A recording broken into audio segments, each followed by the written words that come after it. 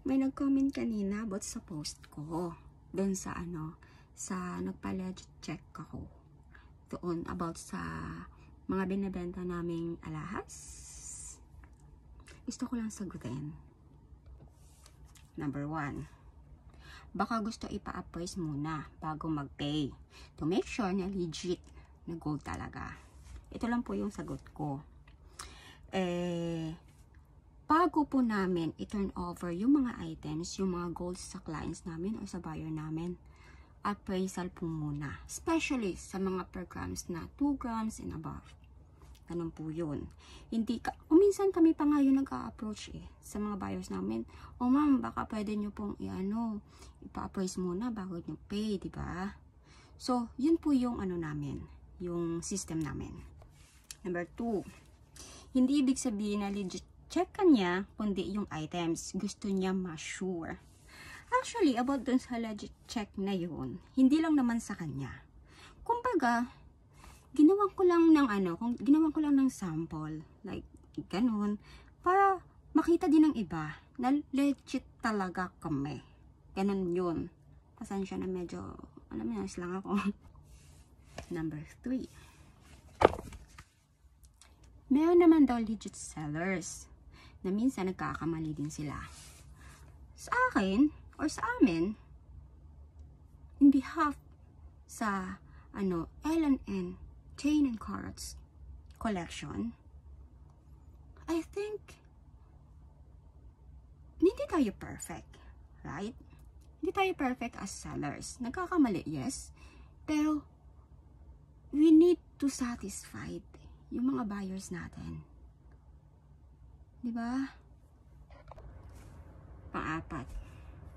Yung pinaka-last.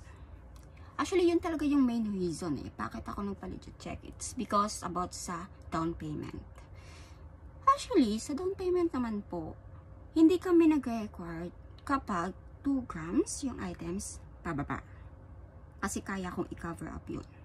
Kaya namin i-cover up. Pero kapag 2 grams pataas na siya, I think kailangan naming mag-ask ng DP kahit 50 to 100 at least. At correction ha, mas madami pa din pong bogus buyers kesa sa mga bogus sellers. Kami, bogus sellers, like example, hindi lang naman kami or hindi lang naman ako or whatever, no? Yung mga ibang sellers din, nabubugos na mga ibang buyers. Bakit kami mabubugos as a seller, di ba? Kaya yan mabubugos pa kami. We need profit. Yung mga pagkakamali sa gold, yung timbang, yung presyo, hindi po yun valid. Kaya ako, ayokong magsalita na kesyo ganito, ganyan.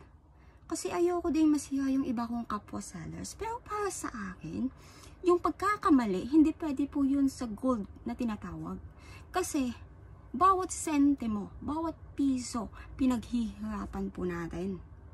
Kaya, bawat 0.1 bilang po yun. Hindi tayo perfect na mga sellers. Nagkakamali din tayo. Pero we need to make sure na satisfied yung mga buyers natin sa mga items na binibigay natin.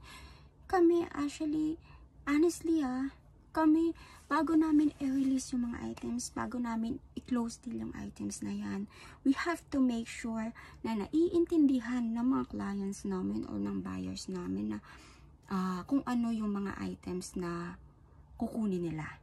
Kung ano yung exact nito, kung matibay ba to, matigas ba to, lightweight ba to, hollow ba to, ampaw ba to. Lahat ng detalye, ini-explain namin. At least, wala silang ini-expect na kung ano. So, andun yung honestly sa amin. Actually, this kind of business, yung iba, I think, siguro, iniisip nila, profit is the must. But for us, sa L&N Cards, Chain and Cards Co. collection, we just chase the trust. We wanted to gain trust from our clients. Hindi po profit. Siguro profit will be follow afterwards. Pero yung tiwala, yung gusto naming makuha sa mga buyers namin. Kaya iniingatan namin yung mga tao o yung mga repeated buyers namin talaga. Kaya as long as na pwede, gusto naming alagaan sila. Kasi malaking bagay o thankful talaga kami sa nila. Bago kayo bumili, ito advice lang, bago kayo bumili ng alahas, i-check nyo muna. Itanong-tanong nyo kung legit pa, kung ano ba yung sistema ng ano na to, ng sellers na to, ng online shop na to, kung okay ba, ganun po. So, bago kayo umorder sa sellers, ganun.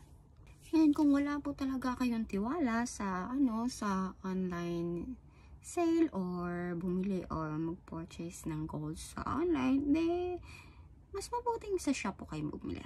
Para make sure or masigurado nyo na legit talaga. Ganun. May iba po tayo, yung nag-comment po, hindi ko po kaaway. Actually, kaibigan ko din naman. Pero kakilala, ganun po. Pero, she's not one of bashers or whatever. I think she's just concerned about the business I have. Ganun po. Just that, sinagot ko lang kung ano yung thought niya about sa post ko. So, ganun po yun. Wala akong masamang intention sa post ko na ganun. And then, at the same time, nagpa-legit check ako kasi gusto ko ding malaman kung sino yung mga buyers ko na loyal for us. Ganun na yun.